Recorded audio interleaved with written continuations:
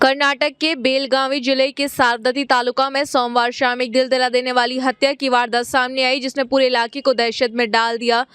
हुलीकटी गांव के पास सड़क पर एक व्यक्ति की सरेआम बेरहमी से हत्या कर दी गई। हत्या के बाद आरोपी का शव के पास खड़े रहना और पुलिस के आने तक लाश की छाती पर टिकाए रहना राहगीरों के लिए किसी डरावने मंजर से कम नहीं था। मृतक की पहचान 51 साल के बसप्पा होसमानी के रूप में हुई है, जो बसडोनी गांव का निवासी था। पुलिस के मुताबिक सोमवार शाम बसप्पा किसी काम से सड़क से गुजर रहा था, तभी पहले से घात लगाए बैठे आरोपी एरिया मठपति ने उसे रोक लिया और धारदार हथियार से हमला कर दिया। प्रत्यक्षदर्शियों के अनुसार आरोपी ने बसप्पा पर करीब 16 बार वार किए, जिससे मौके पर ही उसकी मौत हो गई।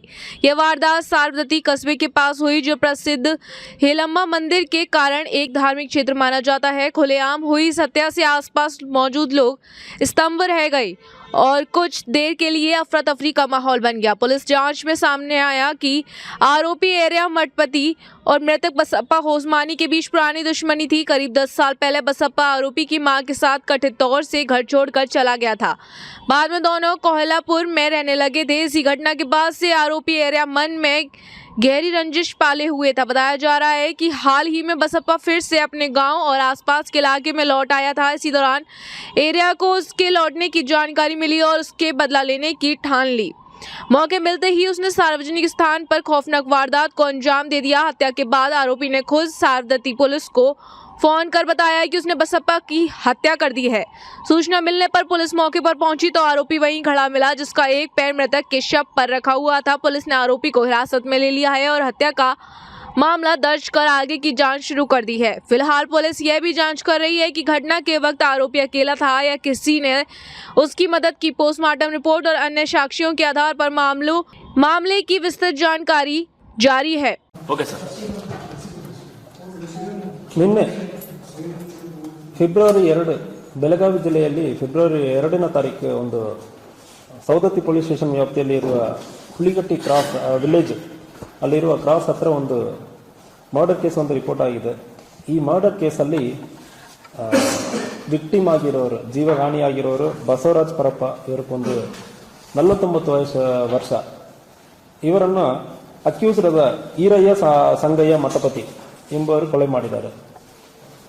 ಈ ಈರಯ್ಯ ಸಂಗಯ್ಯ ಮಠಪತಿ ಅವರ ತಾಯಿಗೂ ಮತ್ತು ಇವರಿಗೂ ಸ್ವಲ್ಪ ಅಕ್ರಮ ಸಂಬಂಧ ಇರುವುದು ಕಂಡು ಬಂದಿದೆ. ಬಸವರಾಜಕ್ಕೂ ಈರಯ್ಯ ಸಂಗಯ್ಯ ಅವರ ತಾಯಿಗೂ ಸುಮಾರು 15 ವರ್ಷಕ್ಕೆ ಹಿಂದೆ ಇವರು ಊರಿನಿಂದ ಕರ್ಕೊಂಡು ಹೋಗಿ ಸ್ವಲ್ಪ ಮಹಾರಾಷ್ಟ್ರದಲ್ಲಿ ಇರುವ ಸಂದರ್ಭದಲ್ಲಿ ಅವರ ತಾಯಿಯನ್ನು ಮತ್ತೆ ಬಿಟ್ಟು ಕಳಿಸಿದ್ದಾರೆ.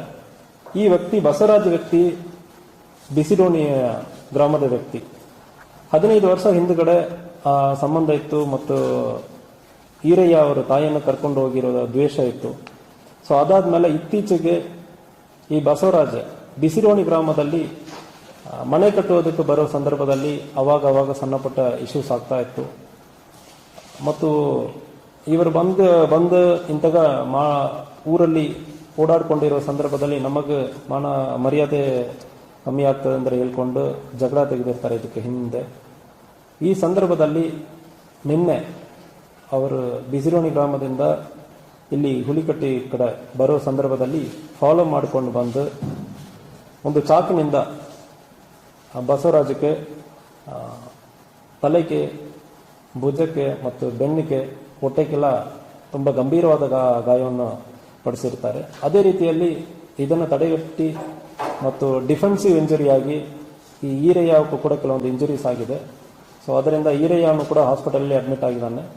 ಸೊ ಒನ್ಸ್ ಹಾಸ್ಪಿಟಲಿಂದ ಡಿಸ್ಚಾರ್ಜ್ ಆದಮೇಲೆ ತಕ್ಷಣ ಅದು ನಾವು ಪೊಲೀಸ್ ಕಸ್ಟಡಿಗೆ ತಗೊಳ್ತೀವಿ. ಈ ಸಂದರ್ಭದಲ್ಲಿ ಈ ಈರಯ್ಯ ಅವರ ತಮ್ಮ ಘಟನೆ ಆಗಿರುವ ಸ್ವಲ್ಪ ಟೈಮಲ್ಲಿ ಬೇರೆ ಕಡೆಯಿಂದ ಹುಬ್ಳಿಯಲ್ಲಿ ಅವನು ಕೆಲಸ ಮಾಡ್ತಾ ಇದ್ದಾನೆ. ಅವನು ಕೂಡ ಬಂದಿದ್ದ.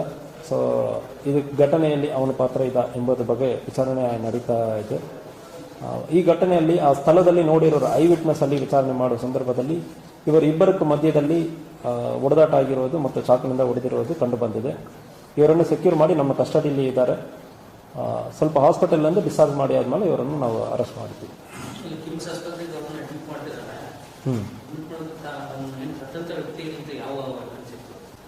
ಸೊ ಅವನ ಕಡೆ ಒಂದು ಡ್ಯಾಗರ್ ಅಂದ್ರೆ ಒಂದು ದೊಡ್ಡ ಚಾಕು ತರ ದೊಡ್ಡದು ಪ್ಲಾನ್ ಮಾಡಿಕೊಂಡು ಬಂದಿರುವಾಗಲೇ ಅದು ಅವನ ಕೈಯಲ್ಲಿ ಇರೋದು ಕಂಡು ಬಂದಿರುತ್ತದೆ. ಸೊ ಯಾವಾಗ ಎಲ್ಲಿಂದ ತೊಗೊಂಡು ಬಂದಿದ್ದಾನೆ, ಇದು ಪ್ಲಾನ್ ಯಾವಾಗಲಿಂದ ಮಾಡಿದ್ದಾನೆ, ಇದು ಬಗ್ಗೆ ಕೂಡ ವಿಚಾರಣೆ ಮಾಡಿದ್ದಾನೆ. ಇಲ್ಲ, ಡಿಫೆನ್ಸಿವ್ ಇಂಜರಿ ಇವನ ಕೈಯಲ್ಲಿ ಇರೋದು ತಗೊಂಡು ಹೊಡೆದಿರೋದು ಕಂಡು ಬಂದಿದೆ. ಸೊ ಒಂದು ವೇಳೆ ಇವನ ಕಡೆ ಯಾವುದೋ ಚಾಕ್ತಿದೆ ಅಂದ್ರೆ ಅದು ಕೂಡ ಚೆಕ್ ಮಾಡ್ತೀವಿ. ಸೊ ಪ್ರೈಮ್ ಆಫೀಸಿ ಅವನಿಗೆ ಕೈ ಕಾಗದಂದ್ರೆ ಡಿಫೆನ್ಸಿವ್ ಇಂಜರಿ ಅಂದ್ರೆ ನಮ್ಮ ಒಬ್ಬರು ಹೊಡೆಯಕ್ಕೆ ಬರೋ ಸಂದರ್ಭದಲ್ಲಿ ಕೈ ತೋರಿಸ್ತೀವಿ ಅಂದ್ರೆ ಇಲ್ಲಿ ಗಾಯ ಆಗುತ್ತದೆ. ಇಂತಹ ಗಾಯ ಈ ವ್ಯಕ್ತಿಗೆ, ಬಸವರಾಜ ವ್ಯಕ್ತಿಗೆ ಕೂಡ ಆಗಿದೆ.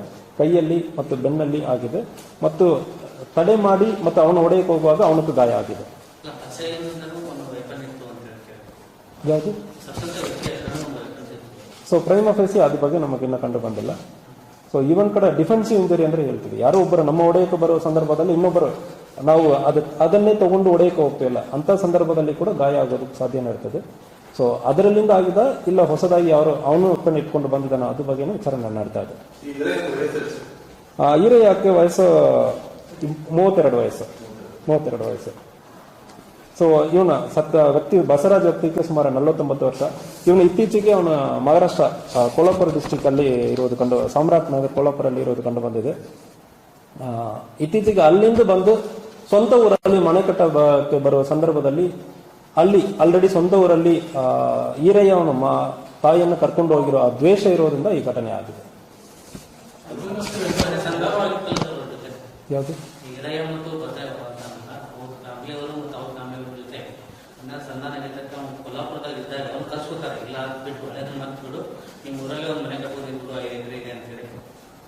ಸೊ ಫಸ್ಟ್ ಘಟನೆ ಈ ಮರ್ಡರ್ ಕೇಸಲ್ಲಿ ಫಸ್ಟ್ ಘಟನೆ 15 ವರ್ಷಕ್ಕೆ ಹಿಂದೆ ಇವರೆಲ್ಲ ಒಂದೇ ಊರಲ್ಲಿ ಇದ್ದವರು.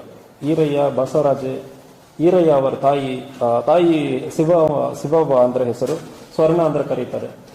ಸ್ವಲ್ಪ ಅವಾಗ ಒಂದು ಪರಿಚಯ ಆಗಿ ಅವರ ಜೊತೆಗೆ ಈರಯ್ಯ ಅವನ ತಾಯಿಯನ್ನು ಮಹಾರಾಷ್ಟ್ರ ಕೋಲ್ಹಾಪುರ ಕಡೆ ಕರ್ಕೊಂಡು ಹೋಗಿ ಸ್ವಲ್ಪ ವಾಸ ಮಾಡಿ ಆದ್ಮೇಲೆ ಬಿಟ್ಟಿದೆ ಇರೋದು ಕಂಡು ಬಂದಿರ್ತದೆ. ಅದಾದ್ಮೇಲೆ ಇವರು ಬಂದು ಇಲ್ಲಿ ಹುಬ್ಳಿ ಎಲ್ಲ ವಾಸ ಇರ್ತಾರೆ. ಈ ಸಂದರ್ಭದಲ್ಲಿ ಇತ್ತೀಚೆಗೆ ಸಂಧಾನನೂ ಆಗಿರೋದಾಗಿ ಹೇಳ್ತಾ ಇದ್ದಾರೆ. ಬಟ್ ಆದ್ರೆ ಸಂಧಾನದಲ್ಲಿ ಇವನು ಮತ್ತೆ ಊರಕ್ಕೆ ಬಂದು ಮತ್ತು ಇವನಿಗೆ ತೋರಿಸೋದು ಇವರ ಮಗನಕ್ಕೆ ಸ್ವಲ್ಪ ಅಸಮಾಧಾನ, ಈರಯ್ಯಕ್ಕೆ ಅಸಮಾಧಾನ ಆಯಿತು. ಸೊ ನಮ್ಮ ತಾಯಿಗಿಂತ ಮೋಸ ಆಗಿದೆ, ಇವನು ಊರಿಗೆ ಬರುವಾಗ ಉಳಿದವರು ನಮ್ಮನ್ನ ಒಂದು ಅವಮಾನ ಆಗ್ತಾ ಇದೆ ಅಂದ್ರೆ ಆ ನೆಪದಲ್ಲಿ ಈ ಘಟನೆ ಆಗಿದೆ. ಈರಯ್ಯಕ್ಕೆ ತಂದೆನೂ ಇದ್ದಾರೆ, ಈರಯ್ಯಕ್ಕೆ ತಂದೆ ತಾಯಿ ಇಬ್ಬರು ಇದ್ದಾರೆ. ತಂದೆ ಈರಯ್ಯ ಜೊತೆ ಇದ್ದಾನೆ, ತಾಯಿ ಈರಯ್ಯ ತಮ್ಮನ ಜೊತೆ ಇದ್ದಾರೆ ಹುಬ್ಳಿಯಲ್ಲಿ.